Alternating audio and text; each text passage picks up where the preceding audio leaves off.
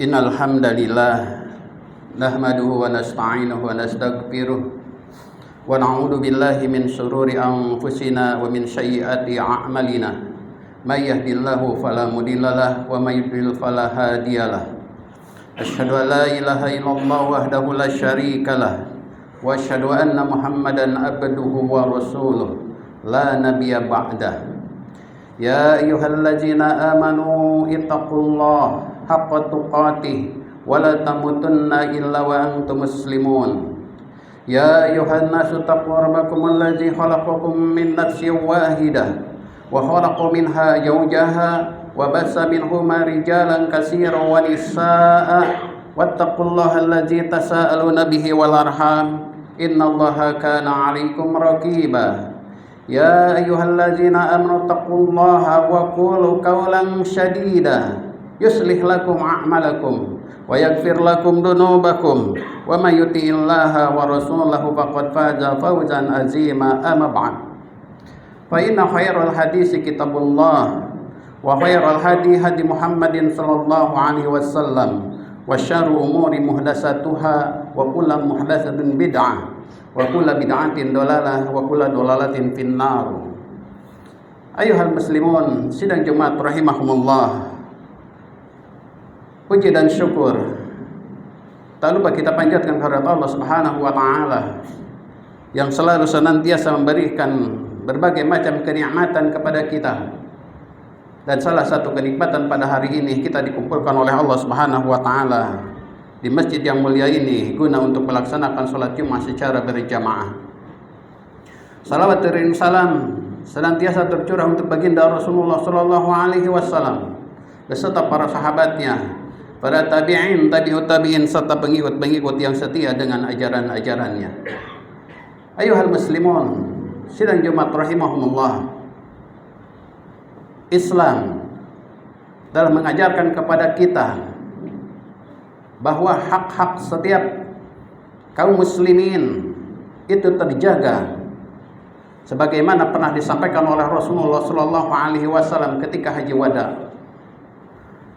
Beliau menyampaikan kepada para sahabat yang pada waktu itu kurang lebih hadir antara 100.000 orang, dan beliau bersabda di dalam khutbah tersebut.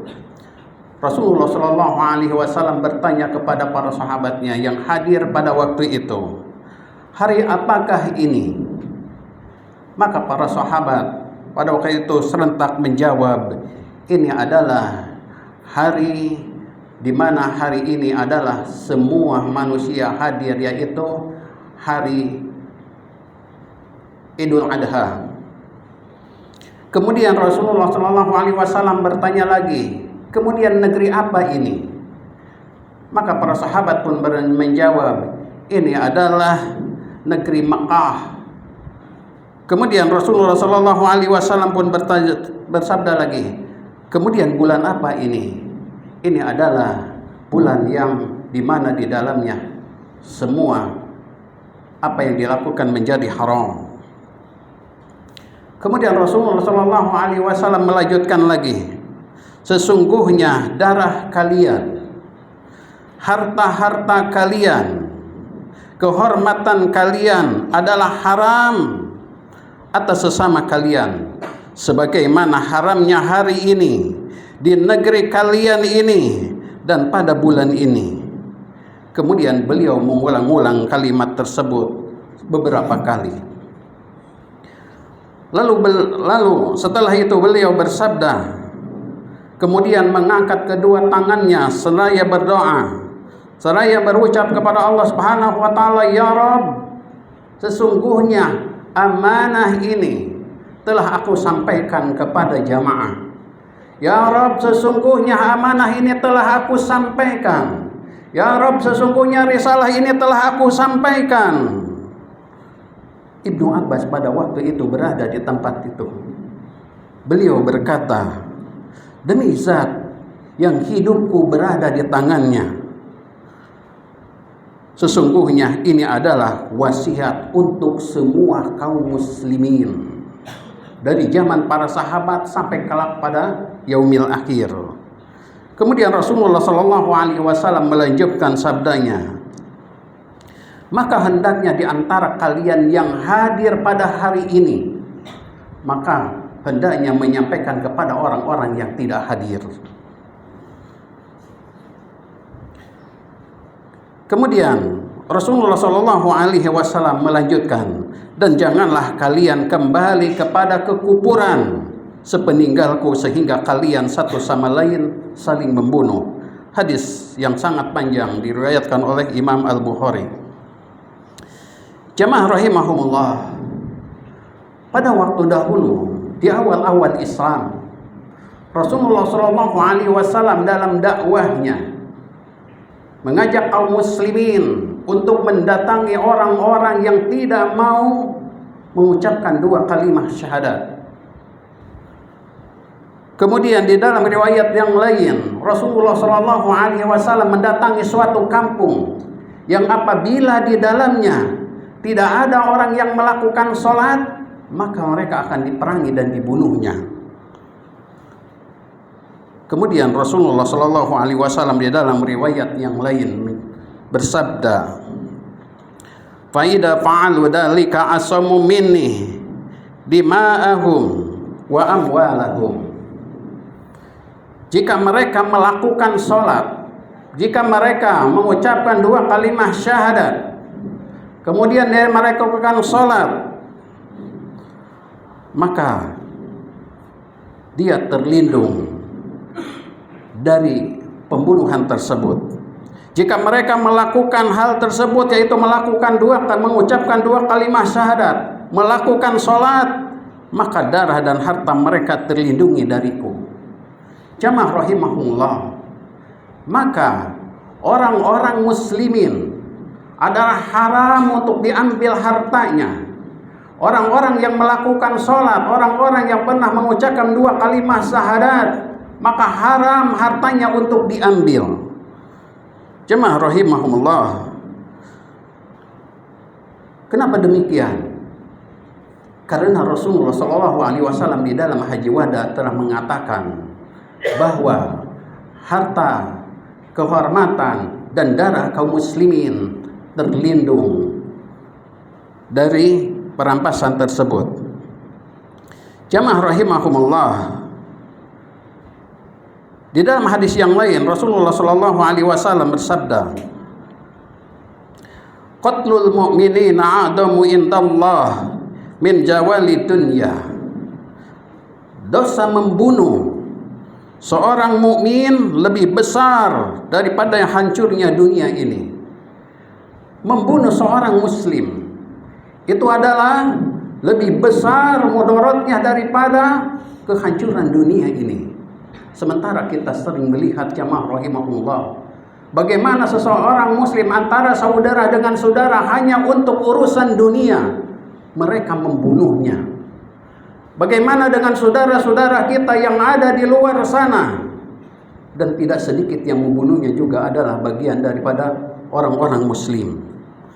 Jemaah rahimahullah, maka dari itu kita harus memperhatikan bagaimana agar jangan sampai kita melakukan perbuatan-perbuatan apalagi sampai membunuh. Kemudian yang tadi adalah masalah darah, kemudian masalah harta. Rasulullah Shallallahu Alaihi Wasallam bersabda, "Man iftata'a hata mri'in muslim biyaminihi faqad awhaballahu lahu an-nar wa harama 'alaihi al-jannah." Faqala lahu rajulu, "Wa in kana syai'an yasira ya Rasulullah." Qala wa in qudiban min araki. Rasulullah Shallallahu Alaihi Wasallam bersabda, barang siapa yang ngambil harta saudaranya dengan sumpahnya, dengan cara menipu, dengan cara yang tidak benar, maka Allah mewajibkan bagi dia masuk ke dalam neraka. Maka bagi dia wajib untuk masuk ke dalam neraka, dan haram baginya untuk masuk ke dalam surga. Kemudian seorang sahabat bertanya, bagaimana ya Rasulullah kalau seandainya yang saya ambil ini adalah sedikit? Maka Rasulullah Shallallahu Alaihi Wasallam bersabda, meskipun hanya sebatang kayu siwa. Jamaah rahimahullah, kita sering melihat daripada saudara-saudara kita, mereka mengambil harta sesama kaum muslimin, mengambil harta dengan hak, dengan tidak hak. Kalau seandainya mereka mengambilnya dengan cara merampok, dengan cara membega, dengan cara sesuatu yang memang nampak bahwa itu perbuatan yang tidak benar, itu semuanya akan mengetahui, mereka semua mengetahui bahwa itu adalah perbuatan-perbuatan yang tidak benar, yang tidak dibenarkan oleh syariat. Tetapi tidak sedikit di antara kita, di antara kaum muslimin, mereka bekerja tapi masih mengambil uang yang di luar tempat dia bekerja. Mereka memiliki waktu kerja yang sudah dibayar oleh perusahaan, dan waktu tersebut adalah milik perusahaan. Kemudian dia mengambil harta, mengambil pekerjaan orang lain, dari luar orang lain, sementara tidak ada izin dari perusahaan tersebut, maka harta itu adalah harta yang haram. Jamaah rahimahullah. Dan salah satunya lagi adalah masalah riba. Dan bagian daripada harta yang diharamkan adalah riba. Suatu saat pernah Imam Malik, di zaman Imam Malik ada seorang laki-laki. Seorang laki-laki itu dalam keadaan sedang berjalan melihat seorang pemabuk. Dan seorang pemabuk tersebut dalam keadaan yang payah dan teler. Kemudian melihat seorang pemabuk tersebut seolah-olah ingin meraih bulan. Seolah-olah ingin meraih bulan. Maka kata lelaki tersebut, seandainya ada lagi perbuatan yang lebih haram dari perbuatan minuman keras ini, maka istri saya tertolak. Dengan sendirinya tertolak. Kemudian orang tersebut mendatangi Imam Malik. Mendatangi Imam Malik dan berkata, "Wahai Syekh, wahai Imam, sesungguhnya saya tadi telah berkata, barang siapa ada perbuatan yang lebih haram selain minuman khamar, maka istri saya tertolak." Maka Imam Malik berkata kepada orang tersebut, "Saya tidak bisa menjawab sekarang. Berikanlah aku waktu untuk mempelajari hal ini." Maka Imam Malik kemudian berlalu. Di lain waktu, orang tersebut bertemu lagi dengan Imam Malik. Maka orang laki-laki tersebut berkata kepada Imam Malik, "Bagaimana wahai Imam Malik dengan perkataan saya yang kemarin?" Maka Imam Malik mengatakan, "Aku telah membuka kitabullah dan aku pun telah membaca hadis-hadis Rasulullah sallallahu alaihi wasallam bahwa tidak ada yang lebih besar mudaratnya, tidak ada lagi yang lebih besar dosanya kecuali riba." Kenapa? Karena riba adalah salah satu perbuatan dosa besar yang Allah dan Rasulnya mengajak perang kepada pelakunya. Sementara dosa-dosa yang lain Allah tidak mengatakan untuk berperang dengan para pelakunya.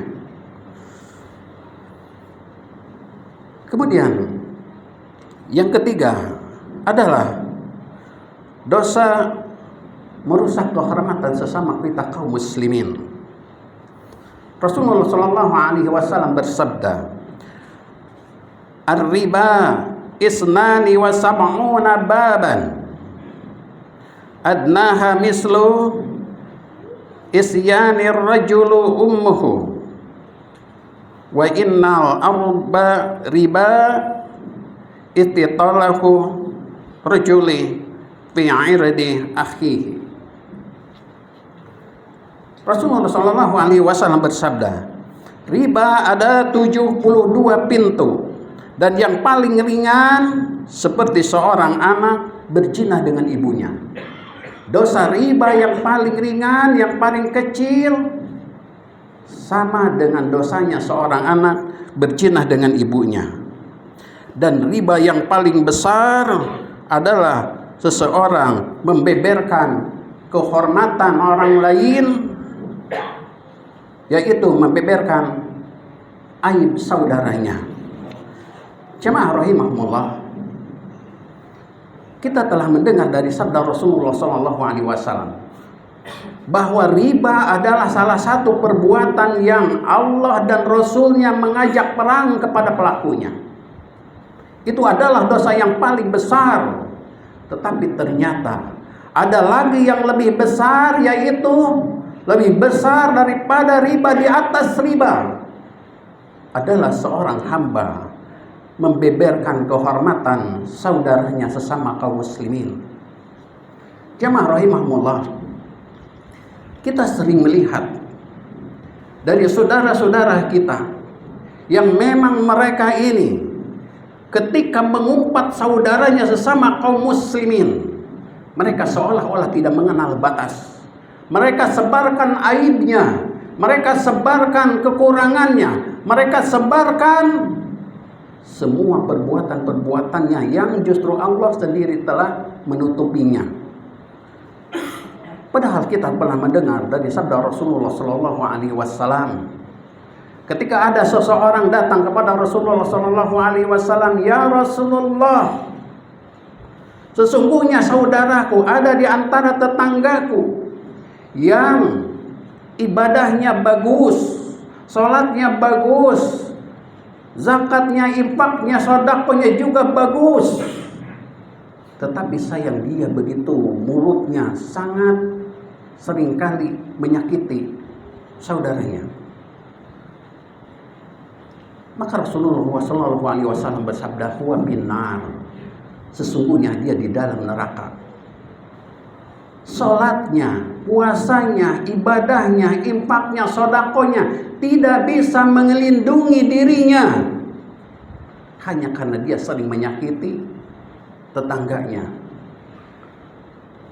Jemaah rahimahumullah, kemudian bertanya lagi kepada Rasulullah, "Ya Rasulullah, sesungguhnya ada orang yang ibadahnya biasa-biasa saja, sholatnya mungkin hanya yang wajib saja, infaknya juga jika dia memiliki uang, tetapi Masya Allah, dia kepada sesama kaum muslimin, dia kepada tetangganya begitu baik, begitu rahmat, begitu menghormatinya.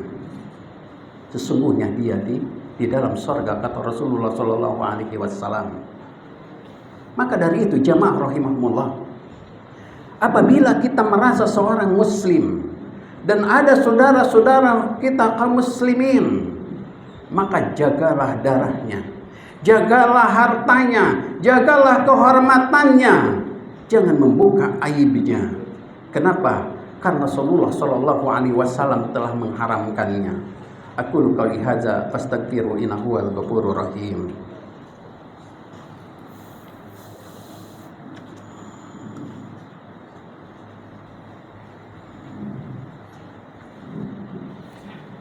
Alhamdulillah hamdan thayyiban mubarakan fihi kama yuhibbu rabbuna wa yarda.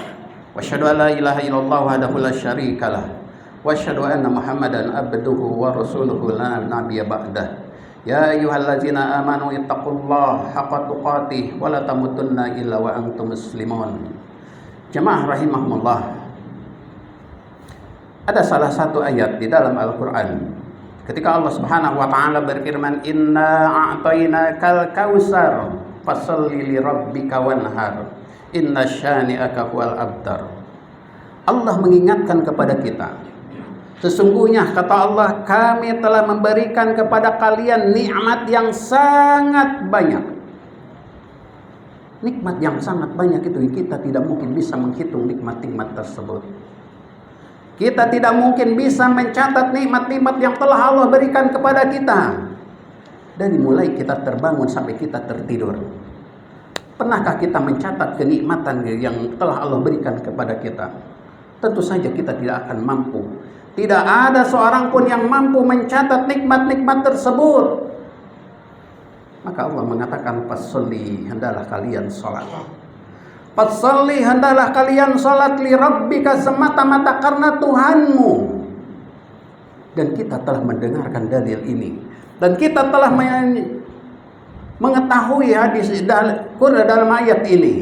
Maka kewajiban kita adalah menyampaikan kepada anak kita, kepada istri kita, kepada orang tua kita, kepada saudara-saudara kita kaum muslimin secara umumnya, bahwa Anda telah diberikan oleh Allah kenikmatan yang sangat besar. Maka ingatlah salat. Karena suatu waktu pada yaumil akhir Allah akan memeriksa amalan-amalan kita, amalan-amalan kalian. Yang pertama diperiksa adalah salatnya. Apabila salatnya bagus, maka dianggap seluruh amal ibadahnya bagus. Tetapi apabila salatnya jelek, kadang salat, kadang tidak, maka Allah tidak akan memandang infaknya, tidak akan memandang puasanya, tidak akan memandang ibadah hajinya. Karena yang Allah pandang itu adalah salatnya. Sampaikanlah kepada saudara-saudara kita sebagai sarana dakwah untuk kita sebagai sesama kaum muslimin. Dan saya mengingatkan sekali lagi bahwa Rasulullah Shallallahu Alaihi Wasallam telah mengharamkan untuk kita darah kita sesama kaum muslimin, harta kita sesama kaum muslimin, dan kehormatan kita sesama kaum muslimin, untuk kita bisa saling menjaganya.